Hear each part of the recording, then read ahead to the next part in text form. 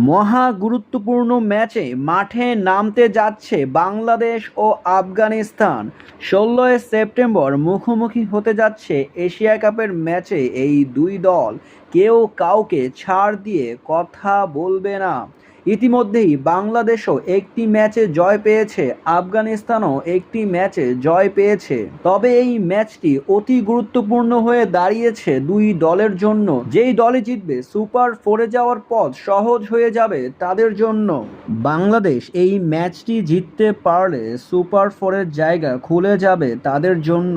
এই ম্যাচের আগে বাংলাদেশ শেষ 5 বারের দেখায় 2 বার জয় পেয়েছে আফগানিস্তানের বিপক্ষে। অন্যদিকে আফগানিস্তান জয় পেয়েছে 3 বার। ম্যাচের আসল ফলাফল জানা যাবে লড়াই শেষে। তবে হাই ভোল্টেজ এই ম্যাচের আগে ফলাফল ফাঁস করে দিল জ্যোতিষী বিড়াল।